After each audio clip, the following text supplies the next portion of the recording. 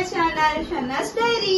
ఇవాళ మీ ముందుకి కేసరితో అయితే వచ్చేసాం అనమాట. కేసరి మా స్టైల్లో మేము ఎలా చేస్తామో మీకు కూడా చూపిద్దాం అనుకుంటున్నాము. వీడియో చూసేయండి.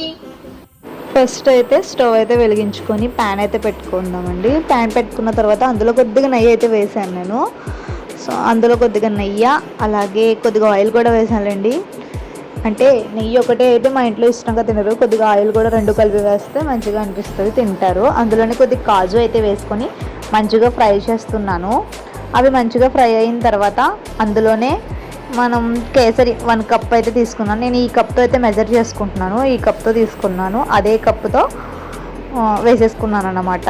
వేసుకొని దాన్ని కూడా మంచిగా ఫ్రై చేస్తున్నాను. అది మంచిగా ఎర్రగా అయ్యేంత వరకు బాగా ఫ్రై చేసుకోవాలి. అది ఎంత మంచిగా ఎర్రగా ఫ్రై అవుతే మనకి టేస్ట్ అన్నది అంత బాగుంటుంది.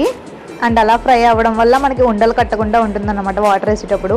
ఇక 1 కప్ రవ్వకి నేను ఇక్కడ 2 కప్ ఆఫ్ వాటర్ అయితే వేసుకుంటున్నాను. అందులోనే నార్మల్ వాటర్ వేసానండి నేను. 2 కప్ ఆఫ్ వాటర్ అయితే వేసేసుకుని ఉండలు కట్టకుండా మంచిగా కలుపుకోవాలి. అది ఇప్పుడు ఉండలు కట్టేస్తుంది అనమాట. వాటర్ వేసినప్పుడు మంచిగా త్వరగా కలిపేసుకోవాలి.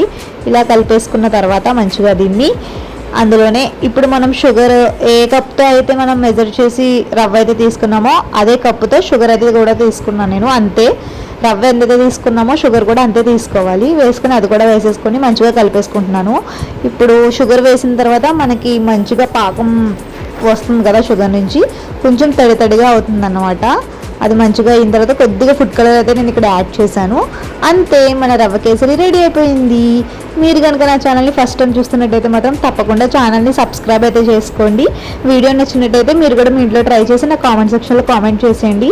మన రవ్వ కేసరి సింపుల్గా ఈజీగా పిల్లలకి చేసి పెట్టచ్చు అన్నమాట. అప్పుడప్పుడు బాగుంటుంది. Okay guys, bye.